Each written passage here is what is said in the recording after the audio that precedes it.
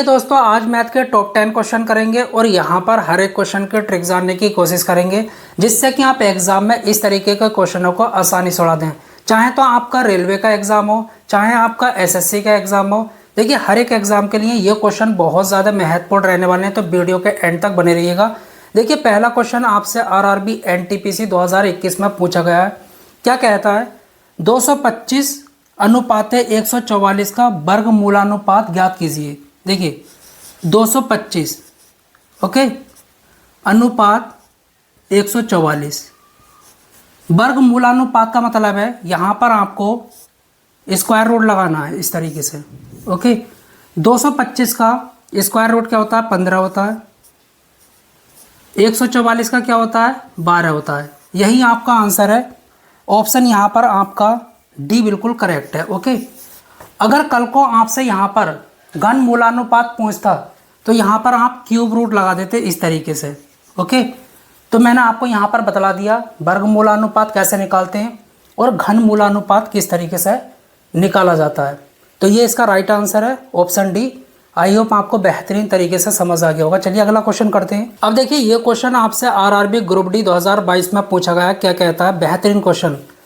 ए और बी की वर्तमान आयु का योगफल 30 वर्ष है। देखिए, दो बंदे ए और बी, इनकी आयु का योगफल, दोनों की आयु का सम कितना है? 30 साल है।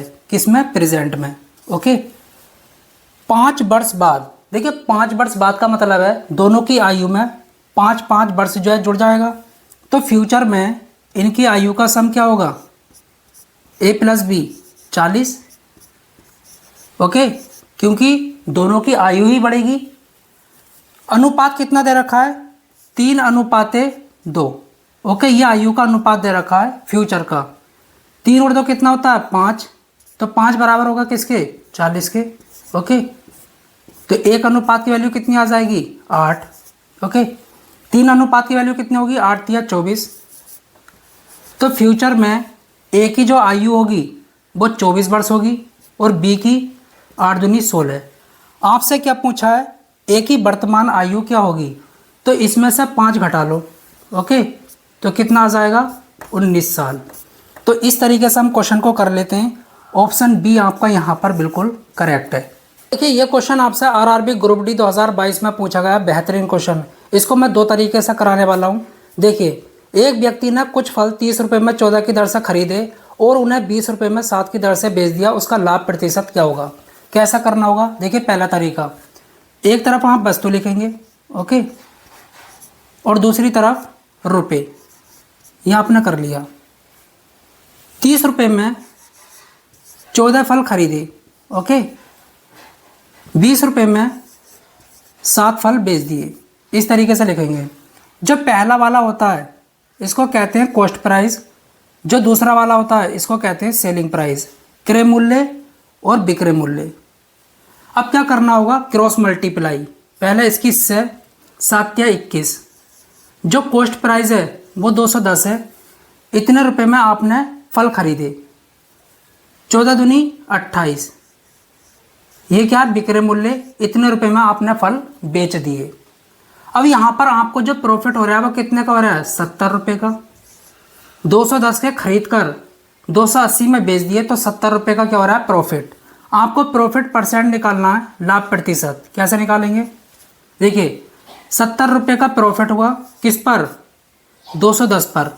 ओके, क्योंकि लाभ प्रतिशत और हानि प्रतिशत हमेशा कॉस्ट प्राइस के रेस्पेक्ट में निकलती है, मतलब कि इसकी वैल्यू नीचे रखनी होती है, गुणा में 100।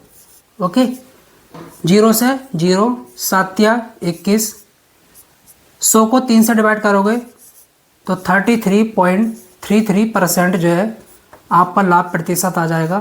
कौन सा ऑप्शन सही है? ऑप्शन यहाँ पर आपका देखिए बी बिल्कुल करेक्ट है। ओके, अब इसका दूसरा तरीका क्या है इसको भी समझ लीजिएगा। देखिए, यहाँ पर आपको रुपए लिखने होंगे, ओके, और यहाँ पर वस्तु। बहुत ध्यान से सुनना। दूसरा तरीका है, यह कहता है 30 रुपये में 14 फल खरीदे। इस तरीके से लिख लिया। आगे 20 रुपये में 7 फल बेच दिए। आपको क्या करना है? जो भी आपकी वस्तु है इसको बराबर करो।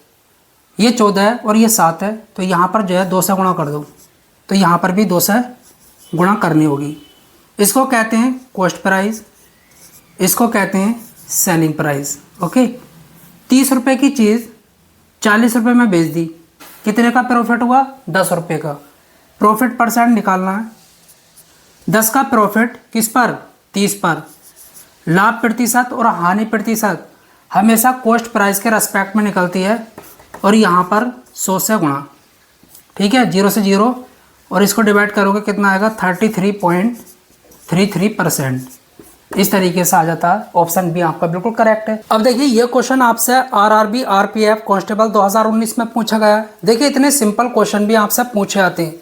ये कहता है 1/10, 1/100, 9/1000 और 500/10,000, इनमें सबसे छोटा कौन सा है? चलिए कैसे करेंगे, देखिए क्या दे रखा है आपको? 1/10, ओके, 1/100, आगे 9/1000 और आगे 500/10,000, यह आपको दे रखा है। ओके, देखिए नीचे अगर 1 0 होता है तो 1 के बाद पॉइंट लगता है, तो इस तरीके से कर देंगे। ओके, 2 0 हैं तो 2 के बाद पॉइंट लगेगा, तो 0 1 लिखेंगे इस तरीके से। ओके, यहाँ पर 0.009, देखिए यहाँ पर जो है 0 कैंसिल हो जाएंगे, 0.05। देखिए यहाँ पर पॉइंट के तुरंत बाद जो है नंबर है, यहाँ पर 1 0 के बाद है, यहाँ पर 2 0 के बाद है, और यहाँ पर 1 0 के बाद है। तो देखिए जिसमें ज़्यादा 0 आते हैं वो सबसे छोटा होता है, तो ऑप्शन आपका यहाँ पर डी बिल्कुल करेक्ट है। तो इस तरीके से हम कर लेते हैं, ये सबसे छोटा नंबर है। आई होप आपको बेहतरीन तरीके से समझ आ गया होगा। अब देखिए ये क्वेश्चन आपसे आरआरबी एनटीपीसी 2021 में पूछा गया है, सेकंड्स का क्वेश्चन है। ए किसी कार्य को 40 दिन में पूरा कर सकता है, यदि ए और बी एक साथ मिलकर उसी कार्य को 30 दिन में पूरा कर सकते हैं, तो बी अकेले उसी कार्य को कितने दिन में पूरा कर सकता है? बेहतरीन क्वेश्चन। देखिए ए उस कार्य को 40 दिन में पूरा करता है, कितने? 40 दिन में। ए और बी एक साथ मिलकर उस काम को, उसी काम को, ओके, 30 दिन में पूरा कर सकते हैं, तो बी अकेला उस काम को कितने दिनों में निपटाएगा? बेहतरीन क्वेश्चन। देखिए सबसे पहले हमको ये निकालना होगा टोटल काम है कितना, टोटल वर्क कितना है। देखिए जो भी आपको ये डेज दे रखे हैं इनका एलसीएम लो, तो 40 और 30 का एलसीएम क्या होगा? 120। जो ये एलसीएम होता है यही आपका टोटल वर्क होता है, कुल कार्य। चलिए एक ही इफिशियंसी निकालेंगे, ए एक दिन में कितने यूनिट काम कर रहा है, तो टोटल वर्क को 40 से डिवाइड कर दो तो कितना आएगा? 3। ए एक दिन में 3 यूनिट काम कर रहा है। ए और बी एक दिन में कितने यूनिट काम कर रहे हैं? 30 से डिवाइड करो इसको तो 4 आएगा। ओके, तो देखिए 2 बंदे हैं, ए और बी। मैं इस तरीके से समझा देता हूँ। देखिए अगर ए एक दिन में 3 यूनिट काम कर रहा है तो बी कितना काम कर रहा होगा एक दिन में? 1, क्योंकि दोनों मिलकर 4 यूनिट काम कर रहे हैं, तो बी की इफिशियंसी क्या है? 1। ये कम काम कर रहा है, तो हमको ये निकालना है क्या बी कितने दिनों में काम को निपटा देगा। अच्छा, एक फॉर्मूला होता है work is equal to efficiency multiply time. ये मैं आपको सिर्फ बतला रहा हूँ, आपको क्या निकालना है? टाइम। टोटल वर्क कितना है? 120। बी की इफिशियंसी क्या है? 1 गुणा टी। 120 को 1 से डिवाइड करोगे तो कितना आएगा? 120 दिन। ओके, बी उस काम को 120 दिनों में निपटा देगा। ये इसका तरीका। ऑप्शन यहाँ पर आपका कौन सा सही है?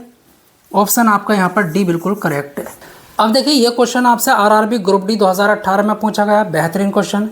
6 वर्ष के लिए 775 का निवेश जो इन्वेस्ट किया 775 रुपये, करने पर ब्याज के रूप में 372 रुपये प्राप्त होते हैं। साधारण ब्याज की वार्षिक दर क्या होगी? यहाँ पर आपसे रेट पूछा है, तो एक फॉर्मूला होता है सिंपल इंटरेस्ट का, SI is equal to PRT/100। Okay, यहाँ पर आपका ब्याज कितना है? 372 रुपये आपको दे रखा है, इज इक्वल टू आपने कितने रुपए इन्वेस्ट किए हैं? प्रिंसिपल क्या आपका 775, ओके, गुणा रेट आपको निकालना है, टाइम कितना है 6 वर्ष, डिवाइड में कितना 100, ओके। 25 से काटते हैं, 25 चौका 100, 25 दिया 75, 25 का ना 25, 6 से काटते हैं, 6 छंग 36, ओके, और 6 दूनी 12, 31 दूनी 62, 4 दूनी 8, तो रेट कितना आ गया 8%। जो आपकी रेट है वो कितनी है, दर 8% की। ऑप्शन बी आपका बिल्कुल करेक्ट है। तो ये इसका। अब देखिए ये क्वेश्चन आपसे आरआरबी जेई 2019 में पूछा गया है। ए, बी और सी की आयु का अनुपात दे रखा है। देखिए बेहतरीन क्वेश्चन, 2:3:4, ओके।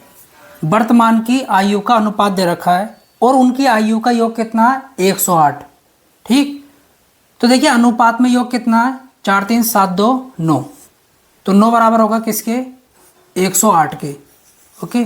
तो एक अनुपात की वैल्यू कितनी होगी 12, ठीक है। तो एक की आयु कितनी होगी, अगर एक अनुपात की वैल्यू 12 है तो दो की कितनी होगी 12 दूनी 24, ये ए की आयु आ गई 12 तिया 36, ये बी की आयु आ गई 12 चौक 48, ये सी की आयु आ गई लेकिन वर्तमान की, ओके। अब यहाँ पर कहता है 12 वर्ष बाद उनकी आयु का अनुपात क्या होगा, इसमें 12 ऐड करो, इसमें भी और इसमें भी, ओके। तो ये कितना हो जाएगा 36, ये कितना हो जाएगा 48 और ये कितना हो जाएगा 60। इनका अनुपात बनाना है, ओके।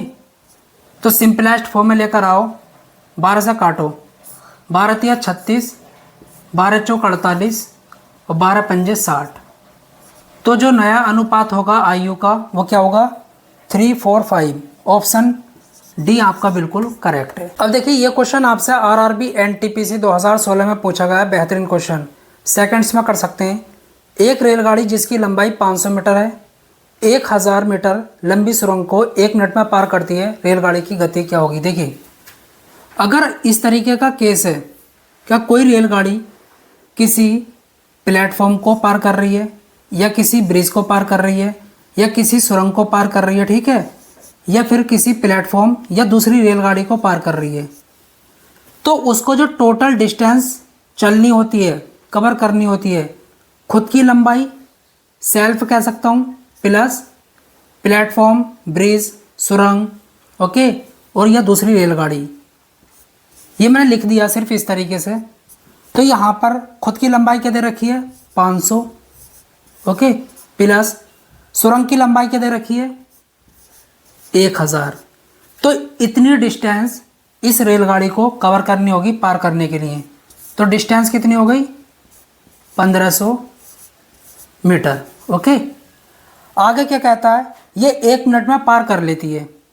जो आपका टाइम दे रखा है वो 1 मिनट दे रखा है, मतलब कि 60 सेकंड, ओके। यहाँ पर आपको गति बतलानी है। स्पीड का फॉर्मूला क्या होता है, speed is equal to distance upon time.